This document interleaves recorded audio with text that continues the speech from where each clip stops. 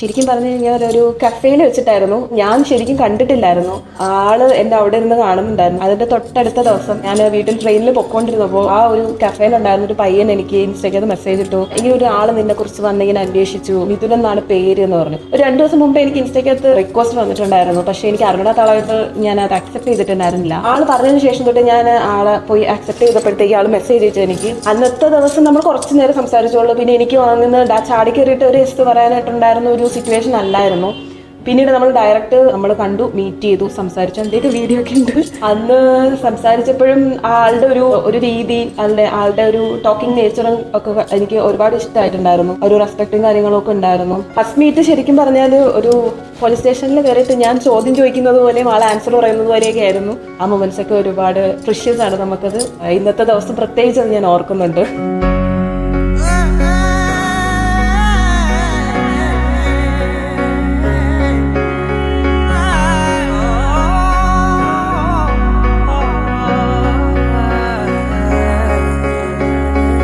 അവരത് love marriage എന്നും പറയാം, ലവ് വിത്ത് അറേഞ്ച്ഡ് എന്നും പറയാം. കാരണം പ്രോപ്പറായിട്ടുള്ളൊരു ചാനൽ വഴി പെട്ടെന്നൊരു കാര്യം ഇവൻ കണ്ടു ചേച്ചീനെ. ചേച്ചി എന്നിട്ട് അന്നേരം ഭയങ്കര ജാടയായിരുന്നു രണ്ടാക്കും. വലിയ കാര്യമൊന്നും ഉണ്ടായിട്ടില്ല. പക്ഷേങ്കിൽ ഇത്രയും പേര് എത്തും വിചാരിച്ചിട്ടുമില്ല. സ്വന്തം ബ്രദറാണ്. ബ്രദറിൻ്റെ കല്യാണ ദിവസം എന്നെല്ലാം പറയുമ്പോൾ നമുക്ക് അനിയത്തിമാർക്കെല്ലാം ഭയങ്കര ഫ്രഷസ് മൂവ്മെൻ്റ് അല്ലേ.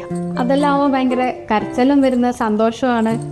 എന്തോ അവന് കിട്ടിയത് ഭയങ്കര നല്ലൊരാളാണ് എല്ലാം കൊണ്ടും.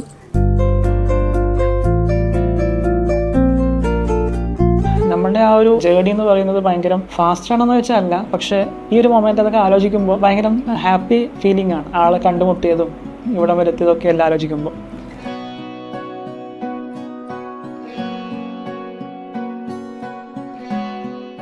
ഞാൻ പലതവണ ഗുരുവായൂർ വരുമ്പോഴും പണ്ടൊക്കെ ഇങ്ങനെ ആലോചിക്കാറുണ്ട്, എപ്പോഴെങ്കിലും നമ്മൾ കല്യാണം ഇവിടെ തന്നെ പറ്റും നടത്താം എന്നൊക്കെ ആലോചിച്ചിട്ടുണ്ടായിരുന്നു. പക്ഷെ ആളെ മീറ്റ് ചെയ്ത സമയത്ത് പുള്ളിയോട് ഈ കാര്യങ്ങൾ ചുമ്മാ സംസാരിച്ചു തുടങ്ങിയപ്പോൾ പുള്ളിക്കാരുടെ മനസ്സിലും ഇങ്ങനെയൊക്കെ കുറച്ച് ആഗ്രഹങ്ങളൊക്കെ ഉണ്ടായിരുന്നു. പക്ഷേ അത് ഇവിടം വരെ എത്തും എന്ന് നിങ്ങൾ പ്രതീക്ഷിച്ചിട്ടുണ്ടായില്ല.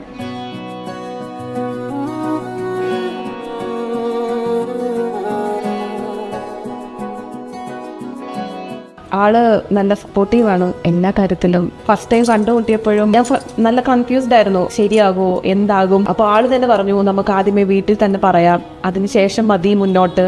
അപ്പോൾ ആളുടെ ഒരു മെച്യൂർ ആയിട്ടുള്ള ഒരു ടോക്ക് അത് എനിക്ക് ഒരുപാട് ഇഷ്ടമായി. പിന്നെ നമ്മൾ ഡയറക്റ്റ് വീട്ടിലേക്ക് പറയായിരുന്നു. ആ തിരക്കിനിടയിൽ ആളുടെ കൈയൊക്കെ പിടിച്ച് നടന്ന് ഗേറ്റൊക്കെ ക്രോസ് ചെയ്ത് അവിടെ എത്തി മണ്ഡപത്തിൽ കയറുമ്പോൾ ഒരു മൊമെന്റ് ഉണ്ടല്ലോ, അത് എക്സ്പ്ലെയിൻ ചെയ്യാൻ ശരിക്കും പറഞ്ഞ വാക്കുകളില്ല. ബട്ട് ഭയങ്കര ഒരു ഹാപ്പിനെസ് ഫീൽ ചെയ്യാൻ അകത്ത് ഭയങ്കരമായിട്ട്. ഇന്നത്തെ ദിവസം നമ്മൾ കുറേ നാളും കൊണ്ടേ പ്ലാൻ ചെയ്ത് എത്തിയതാണ് ഇതുവരെ. അതെല്ലാം നന്നായിട്ട് തന്നെ നടന്നു. അതിലൊരുപാട് സന്തോഷം. താലി കെട്ടാൻ വേണ്ടി മണ്ഡപത്തിലേക്ക് പോകുന്ന സമയത്ത് നമ്മൾ ഒരുപാട് നേരം തിരക്കായിരുന്നു, മൊത്തം തിരക്കായിരുന്നു. നമുക്ക് കുറച്ചൊക്കെ ഒരു വീർപ്പോട്ടിലൊക്കെ ഫീൽ ചെയ്തു, കാര്യം 4 ഭാഗത്തും തിരക്കാണ്. അപ്പോൾ നമ്മൾ പക്ഷേ മണ്ഡപത്തിൻ്റെ പടി ചവിട്ടുമ്പം തന്നെ എനിക്ക് ഒരു നല്ലൊരു ഫീല് മനസ്സിലുണ്ടായിരുന്നു.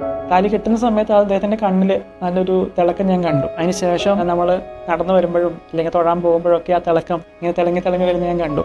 അത് ആൾക്ക് അകത്തുള്ള ഹാപ്പിനെസ് ആണ് ശരിക്കും കാണുന്നത്.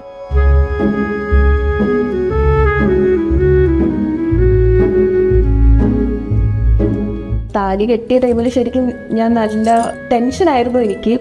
പക്ഷേ മണ്ഡപത്തിലോട്ട് കയറിയപ്പോൾ ശരിക്കും ഞാൻ നല്ല ഫ്രീ ആയി. ആളുടെ മുഖത്ത് ചെറിയൊരു ടെൻഷൻ ഉണ്ടായിരുന്നു. അപ്പോൾ ഞാൻ ചോദിച്ചു എന്ത് പറ്റിയതാന്ന്. പക്ഷെ ആള് പിന്നീട് ഫ്രീ ആയി. എല്ലാം നല്ല ശുഭമായിട്ട് തന്നെ നടന്നു.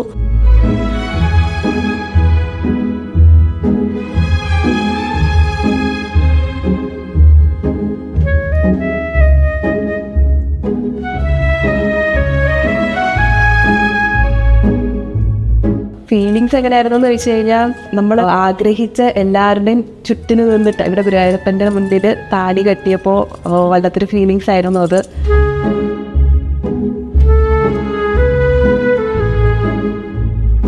ഇന്നത്തെ ദിവസം ആ ഒരു എന്താ പറയുക, നടയിലിരുന്ന് കല്യാണം കഴിഞ്ഞപ്പോൾ ഈ താലി ചാർത്തുമ്പോഴൊക്കെ മനസ്സിൽ എപ്പോഴൊക്കെയോ കണ്ട ഒരു സ്വപ്നം പോലെയാണ് കടന്നുപോയത്.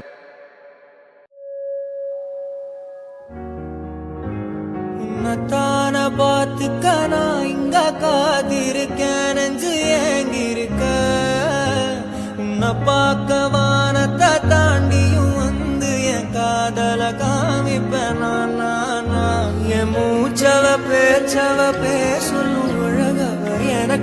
கலக்குற ஆக்சிஜன் அளவ யாரவ 100க்கு 100 அவதான் என்னவளா ஒரலையவ கலையவ அழகிய நிலவ நிழலிலும் ஜொலிக்கிற நிரந்தர ஒளியவ சரியவ தவறவ சிரிக்கிற சிரிப்புக்கு அவதான் காரணம்